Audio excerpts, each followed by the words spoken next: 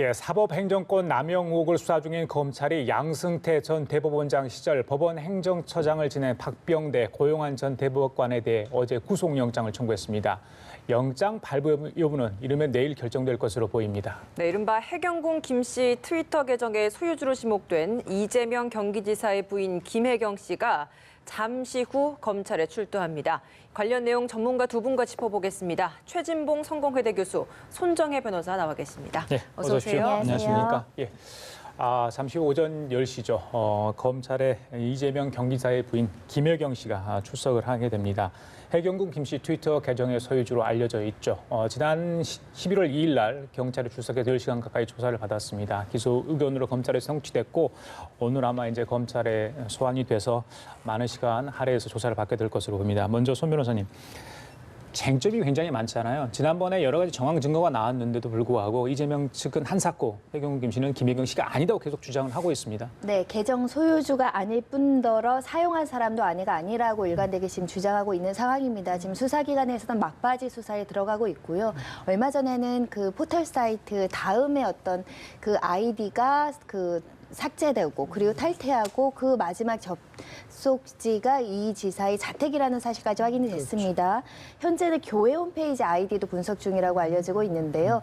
교회 홈페이지 아이디도 비슷한 양상의 아이디를 썼고 이 아이디를 접촉한 그 IP 정보가 혹여라도 이 트위터 계정이 그 작성된 아이디나 위치 정보하고 일치할 경우에는 또 하나의 정황 증거가 늘어날 수 있는 상황이기 때문에 이 교회 아이디도 지금 분석 중이다. 아마 분석이 내용 중은 접촉한 시간, 장소 이런 것들을 아마 분석 중에 있는 걸로 생각이 됩니다.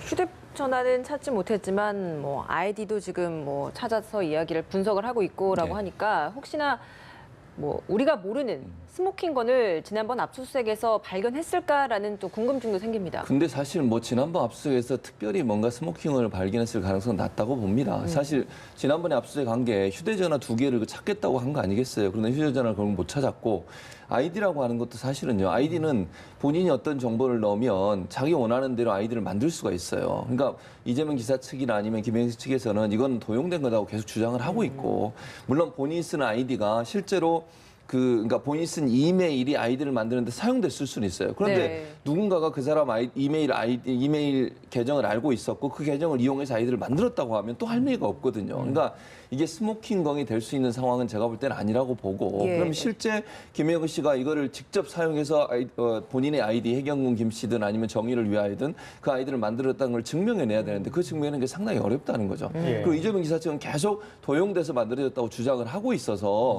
이걸 검찰이나 경찰이 증명해내는 데는 상당히 한계가 있을 수밖에 없다 이런 생각이 듭니다. 근데 이번에는 참고인에서 피고인으로 불러서 조사를 하게 되는 거잖아요. 이것도 좀 다른 의미가 있을 것 같거든요. 피의자로 수사를 받는다는 것은 이 적용된 여러 가지 혐의에 대해서 지금 실제로 혐의점을 찾고 상당한 증거를 확보해서 조사를 하는 것으로 보이고요. 특히 이제 4차례나 휴대전화를 바꾼 경위 그리고 처분했던 경위 이런 것들도 집중적으로 물어볼 것이라고 생각이 들고 그리고 본인이 평소에 이 사건 트위터 계정이 아닌 여러 가지 인터넷 서비스에 가입한 아이디들이 있지 않겠습니까? 그것과 일일이 대조하면서 이것을 사용한 시간이나 장소나 이것을 실제 사용했는지 여부들을 하나하나 확인하는 과정을 겪지 않을까 생각이 드는데요. 이 피의자로 전환했다는 건 기소 가능성이 매우 높다라고 생각하셔도 될 것 같습니다. 지금 화면 보시면요. 수원지검 앞인데요. 취재진들이 나와서 이제 김혜경 씨가 검찰에 출석하는 걸 기다리고 있는 모습 보고 계십니다. 혹시 이재명 측 지지자들 또 혹시 반대자들 나와서 집회를 할 가능성이 있는데요. 경찰도 그런 사태에 대비를 해서 지금 경계를 쓰고 있는 모습 보고 계십니다. 일각에서는 기소를 하더라도 공소 유지가 힘들 것 같다. 이런 이야기가 있더라고요. 그 부분 어떻게 보십니까? 수사기관에서 가지고 있는 증거의 어떤 방대성이나 핵심적인 증거를 가지고 있는지 여부에 따라서 공소 유지가 힘들 것이라는 건 무죄 가능성을 배제하기 어렵다는 겁니다. 실제로 정황 증거만으로 이 사람이 트위터 계정을 열었고 실제로 사용한 사람이냐 이것이 합리적인 의심 없이 다 입증이 될 것이냐 여부의 문제인데 만약에 검찰이 가지고 있는 증거가 명확하지 않다면 예를 들면 해킹 가능성이라든가 또 다른 가족이라든가 또 다른 캠프에 누군가가 작성했을 개연성을 의문을 제기했을 때 그럴 수도 있지. 판사 입장에서는 실제로 이 계정의 어떤 이메일이나 이런 것들이 김혜경 씨 인적 사항이 들어갔다고 하더라도 실제 사용자는 다를 수도 있기 때문에 그 부분까지 합리적인 의심 없이 다 입증을 해야 되는 게 검찰의 숙제인데 만약에 여러 가지 통신 우리가 휴대전화든 컴퓨터든 요즘에는 이 IP 정보, 위치 정보가 다 남습니다. 이 기록 정보들이 방대해서 도저히 김혜경 씨 아니라고 하면 설명이 안 되는 수준까지 이르렀다면 사실은 유죄 판단이 나올 수 있겠지만 그러지 않는다. 그럼 사실은 캠프 내에서 예를 들면 선거 캠프에서 접촉한 근거라든가 그 지역에만 한정이 돼 있다면 김혜경 씨가 아닐 가능성에 대해서 집요하게 피고인 측에서는 변론할 수밖에 없는 사건이거든요. 그러면 무죄 가능성 나올 수 있지 않겠느냐 이런 지적을 하는 법조인들이 있습니다. 예.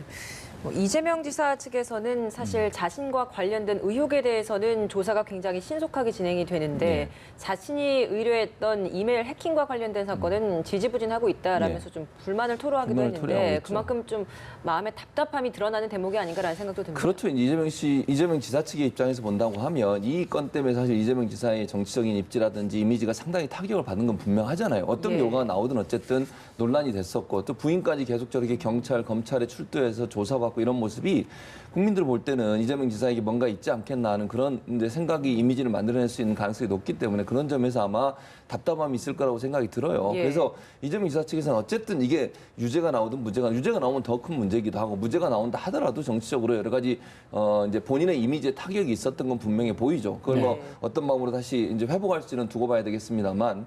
그러나 이제 이재명 지사 측에서는 적극적으로 방어를 할 수밖에 없는 상황이고 또 본인이 주장하는 것은 경찰이 받아들이지 않고 또 반대쪽에 주장하는 측만 받아들인다고 하면서 정치적으로 핍박받고 있다는 이미지를 만들어내야 지금의 상황에서 그나마 본인의 이미지나 본인의 정치적 입지도 보호할 수 있는 입장이 되다 보니 아마 그런 주장을 하는 것 같고 송 변호사님 아까 말씀하셨지만 사실 이메일이 어디서 접속했느냐도 중요하지만 또 하나 뭐가 중요하냐면 사실 로그 기록을 찾는 거거든요. 그러니까 몇 시에 어떤 사람이 들어와서 어떻게 글을 올렸고 이런 부분들을 찾아야 되는데 요 로그 기록 같은 경우는 트위터에 협조가 없으면 절대로 받을 수가 없어요. 그러니까 트위터의 서버 안에 저장돼 있는 몇 시에 언제 어떻게 접속이 돼서 어느 지역에서 접속해서 내용이 나오냐 이런 부분을 봐야 되는데 트위터가 그걸 제공할 가능성은 낮다고 보여집니다. 일단은 근데 지금 이 지사 측에서 그 의문을 제기하는 수사가 너무 늦다라는 부분, 그러니까 트위터 계정 수사는 신속하게 이루어지는 반면 이메일이 해킹당했다고 수사를 의뢰한 사건은 너무 지연되고 있다라고 주장을 하는데 이 부분은 공소시효 때문에 그렇습니다. 왜냐하면 이메일 해킹 사건은 이 공직선거법 규정을 받지 않기 때문에 공소시효가 충분히 남아 있지만 지금 이 트위터 계정 그 사건 같은 경우 공소시효가 임박했기 때문에 여기는 빨리 신속한 시급하다. 결정을 해야 되는 거고 여기서 소유주가 밝혀져야 또 그 지금 수사를 의뢰했던 해킹 사건의 결론도 달라질 수 있습니다. 잠깐만요. 자, 이른바 해경국 김씨 트위터 계정의 소유주로 지목된 이재명 경기사의 부인 김혜경 씨 검찰에 출석을 했습니다. 네, 현장 연결해서 함께 들어보도록 하겠습니다. 트위터 계정하고 다음 아이디가 똑같은 것이 자택에서 발견됐는데 그거에 대해서 어떻게 생각하십니까? 저도 힘들고 억울하지만 우리 안에 당연히 경찰차 결과 모두 우연이라고 생각하세요? 예, 방금 이제 이재명 경기지사의 부인 김혜경 씨가 검찰에 출석을 했습니다. 들어가면서 기자들이 잠깐 질문을 했는데 힘들고 억울하지만 제가 여기까지 들었습니다. 그 뒤로 이야기를 했는데 취재진의 이제 말소리에 엇갈리면서 제대로 저희들이 포착하는 게 좀 힘들었습니다만 일단 힘들고 억울했다. 이건 어떤 의미입니까? 그러니까 지금까지 본인은 억울하다고 하는 얘기는 본인하고 전혀 관계없는 일 때문에 본인이 지금 이런 어려움을 당하고 있다 이런 표현 아니겠어요? 그 말은 결국 본인이 결백하다 하는 부분을 또 강조하는 것 같아요. 들어가면서 억울하고 힘들었다고 하는 것은 본인과 직접적인 연관도 없는 이 아이디 하나 때문에 본인이 저렇게 정치적으로든 아니면 사람의 관심 속에 대면 또 경찰, 검찰의 조사를 받는 이 상황 자체가 본인은 받아들이기 힘들다. 결국 검찰 조사에 들어가면서도 본인이 주장하고 싶은 것은 이 계정과 본인은 무관하다 하는 부분을 강조하기 위한 말이 아닌가 이런 생각이 듭니다. 다시 한번 좀 정리를 해봐야 될 것 같습니다. 오늘 이제 피의자 신분으로 조사를 받게 되는데 어떤 부분이 쟁점이 될 걸로 보입니까? 일단은 다시 한번 이 사용 내역이나 이런 것들을 하나하나 일일이 거론하면서 직접 작성한 사실이 있는지, 이 계정이 어떻게 운용이 되고 이것을 알고 있었는지, 해킹 가능성이 있다고 한다면 그 인지 가능성은 언제였었는지 이런 것들을 확인할 가능성이 매우 높고요. 지금 그리고 반대 고소하고 고발인 측에서 제기하는 여러 가지 정황 증거들이 많거든요. 그걸 일일이 제시하면서 피의자 입을 통해서 그 진위 여부를 파악을 할 겁니다. 그리고 휴대전화를 아주 스모킹건으로 알려지고 있는 휴대전화가 지금 확보가 되고 있지 않지 않습니까? 그 휴대전화의 소재 파악이라든지 현재 누가 사용하고 있는지, 누구를 통해서 전달했는지, 그 사람의 인적사항이나 이런 것들을 피의자 입을 통해서 수사해서 확인하려고 할 것이고요. 부인하면 부인하는 대로, 인정하는 부분은 인정하는 대로 조서를 남겨야 됩니다. 그래서 검찰에서는 다시 한번 피의자가 전면 부인하고 있는 상황이지만 그 부인하는 걸 재확인하기 위해서라도 조사 과정을 거치고 이 조사를 끝내고 기소 여부를 결정짓지 않을까 생각이 드는데, 이 해당 건에 대해서는 이미 경찰에서 혐의 있음 기소 의견으로 검찰에서 송치됐기 때문에 검찰이 경찰이 수사 결과를 번복하지 않는 한 같은 의견을 유지할 가능성이 매우 높거든요. 하지만 혹여라도 무죄 가능성 때문에 기소를 하지 않을 가능성은 여전히 있어서 최종까지 이제 막판 고심할 거라고 생각이 듭니다. 기소 자체를 안 하는 겁니까? 아니면 불구속? 그러니까 불기소 처분은 내릴 수 있습니다. 네, 왜냐하면 증거가 부족해서 뭐 이거를 입증할 만한 충분한 그 증거가 부족하면 무혐의, 불기소 처분을 검찰에서 내릴 수 있거든요. 아마도 증거가 부족하다고 하면 검찰에서는 무리하게 기소하는 것보다는 불기소 처분을 하고, 다른 친형 강제 입원 사건도 기소 의견으로 송치가 됐었거든요. 일부 혐의는 기소하고 일부 혐의는 불기소하는 방법을 택할 수도 있습니다. 그러면 고발인 쪽에서 이게 조금 자기들한테 불리하다, 그래서 다른 조치를 하거나, 아니면 또 피고발인인 또 네. 김혜경 씨가 내가 억울하고 이건 문제는 더 해명을 좀 더 해야 되겠다, 그래서 혹시 다른 쪽으로 법적인 조치를 할 수 있나요? 일반적으로 대응할 수 검찰이 있습니까? 불기소 처분했을 때 고소인 측에서 할 수 있는 조치는 항고하는 절차들은 있습니다. 다만 이 사건은 공소시효 문제가 있기 때문에 사실은 불기소 처분하면 고발인이나 고소인 측에서 별다른 구제 절차를 취하기가 참 쉽지 않을 가능성은 있고요. 특히 이제 피해자로 지목된 전해철 의원이 고소했다가 치하를 했는데 이분께서는 사실 별다른 법적 조치를 하지 못할 가능성이 있기 때문에 좀 만약에 불기소가 되면 그걸로 사건이 종결될 가능성이 많습니다. 방금 이제 김영희 씨가 들어가면서 저희들이 이제 취재 기자들로부터 어떤 얘기를 했는지 저희들이 확인했더니 힘들고 억울하지만 진실 밝혀지길 바란다, 이런 얘기를 했다고 합니다. 보세요. 그러니까 부인의 어떤 혐의 사실로 검찰에 출석을 해서 지금 조사를 받고 있다. 이재명 지사는 부인이 좀 자유롭게 해줬으면 좋겠다. 지난번에 그렇게 얘기하지 않았습니까? 그렇죠. 어떤 심정일까요? 그러니까 김혜경 씨 입장에서는 진실이 밝혀지길 바란다고 하는 것은 본인 입장에서는 본인이 이 계정을 만들지도 않았고 사용하지도 않았을 뿐만 아니라 이런 글을 쓸 사람도 아니다고 하는 부분을 강하게 어필하는 것 같아요. 또 이제 그러면서 지금 뭐 김혜경 씨는 들어가면서 그런 얘기를 안 했지만 이재명 지사 측에서는 계속 경찰과 검찰이 정치적인 선택을 해서 본인을 억압하고 있다, 이렇게 지금 프레임을 몰고 가는 거잖아요. 그러니까 그런 법적 조치에서는 그런 정치적 고려가 없어야 된다라고 주장을 하고 있는 것이고, 지금 상황에서는 진실이 이번 마지막 조사를 통해서 어쨌든 13일까지는 기소 결정이 돼야 되는 거니까 이제 마지막 조사가 될 가능성이 높거든요. 이 상황에서는 이걸로 끝났으면 좋겠다. 더 이상 기소하지 않았으면 좋겠다, 이런 주장인 것 같습니다. 이번엔 좀 주제를 바꿔보도록 하겠습니다. 사법행정권 남용 의혹 관련 얘기하겠습니다. 양승태 전 대법원장 시절 법원 행정처장을 지낸 박병대 고용한 두 전 대법관에 대해서 구속영장이 청구가 됐습니다. 이게 70년 사법 역사상 처음이라고 그러는데 법 쪽에도 조금 충격이 있을 것 같아요. 초유의 일이고요. 다시는 있어서는 안 되는 일인데 구속영장, 그러니까 수사를 받는 것조차도 굉장히 놀랄 만한 사실인데 나아가서 구속영장까지 청구됐다는 것은 그만큼 뼈아프게 반성하고 수치스럽게 생각해야 되는 날이다. 사법 역사에서 정말 관여된 판사들은 정말 하고 반성해야 되는 날이 아닌가라는 생각이 들 정도인데요. 특히 놀라운 것은 구속영장 청구서에 적혀있는 영장 범죄 사실만 박병대 전 대법관 같은 경우는 158쪽이라고 하고요. 고영한 전 대법관도 100장이 넘는다는 겁니다. 수많은 혐의들이 지금 나열되어 있다라고 하는데 하나하나 그 원고나 사건 관계자들한테는 인생이 걸린 일이고 우리나라 역사가 또 달린 일인데도 불구하고 심판이 깨끗하고 공정하고 객관적이어야 되는데 심판이 오염됐고 문제는 이 심판이 오염된 걸 수사하는 과정에서도 지금 전면 부인하고 있다라는 것입니다. 그런 면에서는 정말 진실이 제대로 밝혀져야 되는 부분이고 혹여라도 조금이라도 잘못이 있으면 일부라도 인정하는 태도를 보이고 사죄를 해야 되는 게 아닐까 생각이 드는데 영장 청구를 했다는 건 그만큼 범죄가 중대하다. 그리고 전면 부인함으로 인해서 증거인멸 가능성이 있다라는 부분인데 법원에서 실제 발부할지 여부는 그래도 장담하기 어려운 사건이 아닌가 생각이 듭니다. 예. 예, 청구에 영장을 청구하면서 적시됐던 내용 중에 하나가 그 두 전직 대법관이 임 전 차장의 상급자로서 더 큰 책임이 있을 것이라고 생각이 되기 때문에 영장 청구한다라는 그렇죠. 부분이 적시돼 있었습니다. 예, 맞습니다. 영장 발부 가능성은 좀 어떻게 보십니까? 저는 이제 그 가능성의 문제는 손 변호사 얘기하셨듯이 사실 이제 영장 전담 판사들이 다 후배잖아요. 또 그 중에 일부는 뭐 관계가 있는 걸 알려주고 있어요. 저 두 분하고. 그러면 그런 분들이 하게 되면 제대로 할까 하는 의문이 생길 수밖에 없고 저는 기피 신청해야 된다고 생각을 하고요. 이제 발부 가능성을 그냥 법대로만 본다고 하면 발부되는 게 일반적이죠. 왜냐면요. 임종원 전 차장 같은 경우에 이미 구속돼 있어요. 그렇죠. 근데 임종원 전 차장이 누구 지시를 받아서 했냐면 이 두 사람 지시를 받아서 했다고 얘기를 하고 있는 상황이잖아요. 그리고 그 정점에는 양승태 전 대법원장이 있는 것이고. 그러니까 지금 검찰이 주장하는 것도 그 지시를 받아서 일했던 사람이 이미 구속돼 있는데 지시를 한 사람이 구속이 안 한다? 이거는 좀 말이 안 되는 거 아니냐라고 예. 얘기하는 거죠. 국민의 법감정도 그렇고 상식적으로 봐도 지시를 한 사람이 더 나쁜 거 아니에요? 더 높은 위치에 있는 사람이 아랫사람에게 이렇게 라고 지시해서 임종원 전 차장이 실제 실행을 했는데 실행한 사람 구속돼 있는데 지시한 사람 구속이 안 된다?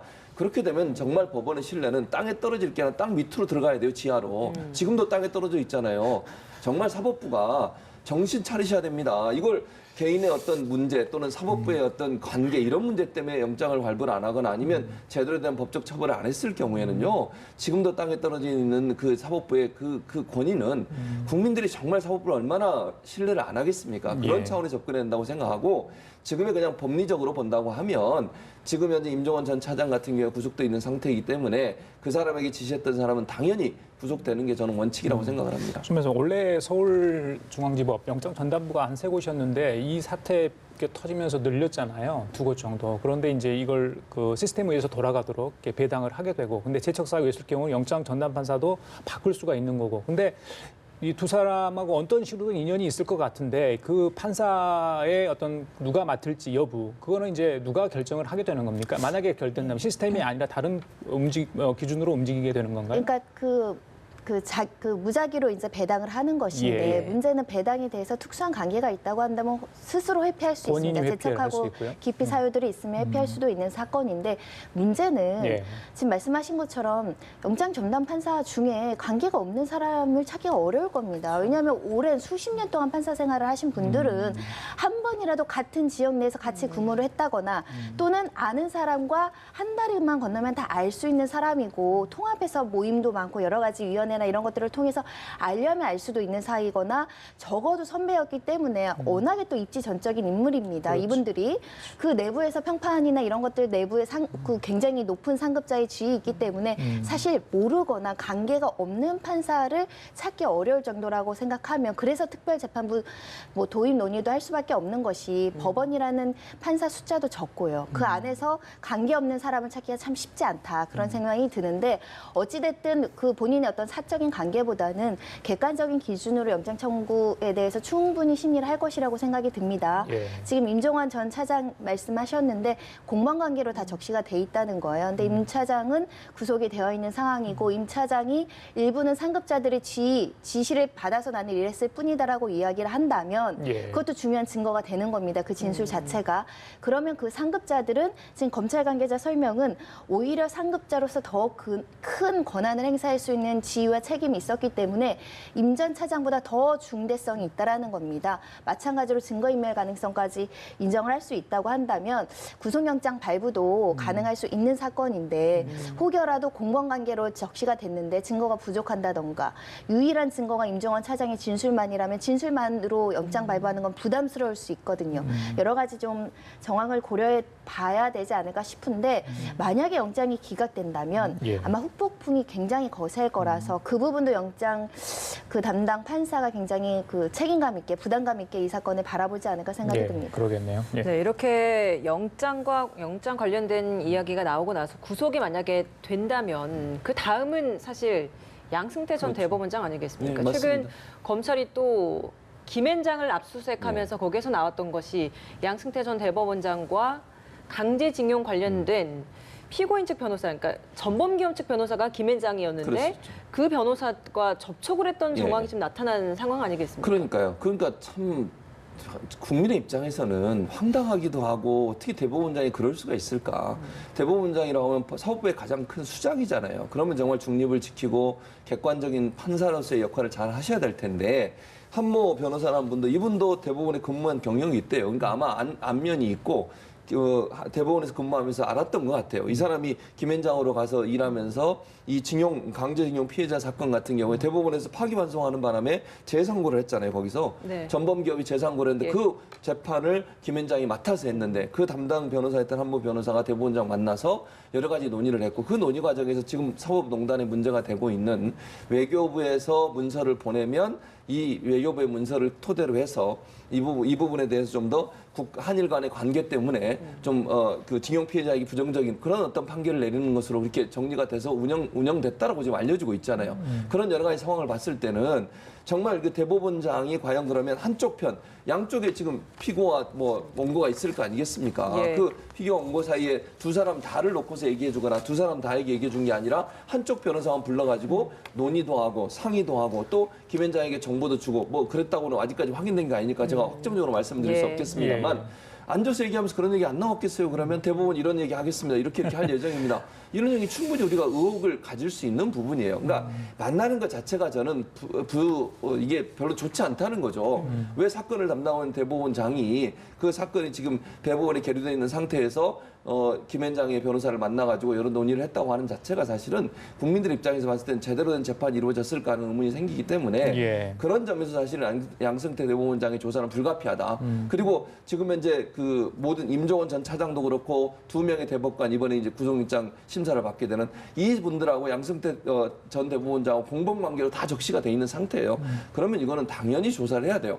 물론 이제 구속영장 청구는 또 다음에 문제겠습니다만 조사는 반드시 이루어야 되는 것이고 공범관계로 적시됐는데 조사도 안 했다 그러면 검찰이 제대로 일 안 했다고 또 비난을 받을 수 있지 않겠습니까? 예. 정점은 양승태 전 대법원장이라고 하는 것이 일반적인 어떤 판단이기 때문에 조사와 함께 구속영장 청구 여부도 고려될 사항이 높다라고 그렇게 생각이 됩니다. 신 변호사님, 변호사 입장에서 어떻습니까? 이 방금 말씀하신 것처럼 사법부의 수장, 대법원장이 소송 당사자일 수도 있는 그 상대편 변호사를 개인적으로 3차례 이상 만났다. 이거 어떻게 봐야 되는 거예요? 믿기 어려운 이야기죠. 일선 판사들도 좀 놀랐을 겁니다. 그 말씀하신 것처럼 또 구체적인 정황 중에 하나 드러난 것이 의견서를 제출하라라고 얘기를 했고 의견서를 어떻게 그 작성해라라는 내용까지 지침. 그러니까 말하자면 경기장에 플레이어들이 있는데 한쪽 플레이어만 불러다가 이런 공격 방법을 알려주고 이대로 하라고 힌트를 준 겁니다. 나머지 플레이에겐 굉장히 공정하지 않은 것이죠. 실제로 그에 따라서 의견서가 제출이 됐고 외교부의 의견서를 받아서 대법원 전원합의체로 회부를 했는데 재판 지연 전략을 알려주고 짜고 친 거거든요. 사실은 말하자면. 그 대법관, 일선 법관도 아니고 대법원에서 이런 일이 발생했다라는 건 정말 놀랄 수밖에 없고요. 특히 대법원은 서면 심리만 하기 때문에 정식으로 변론기일도 잡히지 않아서 대리인들이 대법관을 통해서 뭘 하거나 어떤 직접 만나거나 이런 것도 굉장히 제한적이고 어렵고 만나주지도 않습니다. 그런데 실제로 만난 것뿐만 아니라 직접 재판 과정에서 이렇게 지침으로 조언을 하고 그 의견서를 검토해줬다는 거 아닙니까? 이거는 거의 사법부의 신뢰를 하락시키는 수준이 아니라 거의 범죄와 가까운 행위를 했다라고 저는 평가를 할 수밖에 없어서 그 원고들 측을 생각하면 원고들은 뭐 하나라도 법리를 연구해서 이 재판에 이기기 위해서 논리를 막 개발하는 중인데 심판자가 오히려 논리를 알려주고 이대로 작성을 하면 이렇게 하겠다라는 규칙을 다 설명해주고 앞으로 예상 가능성까지 검토를 해줬다는 것인데 이거는 공정성이 거의 무너진 사건이었다라는 생각이 들 수밖에 없고요. 반드시 검찰에서는 이 부분을 집중적으로 질문을 할 것이고 신문할 것이고 이 사건과 연루된 김앤장이 첫 압수수색을 당했는데 그러니까 변호사 시장에서 가장 큰 로펌입니다. 대한민국 최고의 로펌인데요. 여기가 압수수색 당한 것도 사실은 그 처음이라고 로펌 하더라고요. 입장에선 굉장히 수치스러운 일이고 굉장히 당황스러운 사건인데 어찌됐든 사건의 실체가 제대로 밝혀져서 김앤장에서 쓴 의견서를 지금 검토 분석 중에 있다라고 합니다. 실제로 대법원이 힌트를 주고 관여를 한 건지 이 부분은 낱낱이 진실이 파헤쳐져야 되지 않을까 생각이 듭니다. 예. 이게 법원행정처와 외교부가 서로 논의를 해서 그 예. 내용을 가지고 의견서를 제출하라라고 이야기를 했고 예. 김앤장이 그 의견서를 대법원에 전달을 해서 서로 이제 주고받았다는 거 아닙니까? 그렇죠. 그렇게 되면 이제 외교부가 관여했다는 것도 당연히 나오는 것이고 예. 외교부가 나왔다는 것은 그 위에 대통령의 지시도 있었다라는 것으로 알 수 있기 때문에 사실 지금은 정점이 뭐 양승태 전 대법원장이다라고 이야기를 하고 있지만 그 최정점은 박근혜 전 대통령이 아닐까라는 생각도 들거든요. 그렇게 생각할 수 있죠, 충분히. 지금 말씀하신 것처럼 외교부 문서로 그건 확인이 된 거잖아요. 예. 물론 외교부를 직접 대통령이 지시했다 하는 연결고리를 찾는 것은 물론 증거는 지금 부족해요. 그런데 우리가 하나 생각해 볼 게 비서실장, 그 당시에 비서실장하고 법무부 장관, 그리고 외교부 장관이 함께 거기에 임종원 전 차장이 함께 참석했잖아요. 예. 회의를 했어요. 회의를 비서실장 공간에서 회의에서 이런 여러 가지 그 큰 틀에 어떤 방법으로 이 문제를 풀 거냐를 논의했다는 거죠. 그러면 비서실장이 그런 얘기를 했다고 하면 비서실장을 직접적으로 지시할 수 있는 사람이 누구겠습니까? 누가 상식적으로 생각하면 박근혜 전 대통령이라고 생각할 수밖에 없는 거죠. 물론 그렇다고 해서 비서실장 입에서 그런 얘기가 나올 가능성이 낮다고 봐요. 그러나 그 상식적 관점에서 보면 비서실장이 그 정도 행동을 했다고 하면 대통령의 지시나 보고가 반드시 있었겠죠. 비서실장이 그럼 대통령한테 보고도 안 하고 그런 여러 가지 일들을 논의하겠습니까? 그건 상식의 관점에서 봐야 된다고 생각해요. 그러니까 물론 전 비서실장이 그런 얘기 하지 않을 겁니다. 그러나 국민들이 볼 때는 비서실장이 이렇게 주관해서 회의도 하고 그 회의를 통해서 이렇게 재판이 진행되도록 사법부를 움직이고 이런 네. 역할을 했다고 하면 거기에는 대통령의 묵시적인 지시나 아니면 관여가 있었을 가능성을 충분히 예측해 볼 수 있다고 생각합니다. 예, 사법부의 불신이 극에 달한 상황인데요. 신뢰 회복의 계기를 좀 마련해야 될 것 같습니다. 지금까지 최진봉 성공회대 교수, 손정혜 변호사 두 분과 함께 얘기 나눠봤습니다. 말씀 잘 들었습니다. 고맙습니다.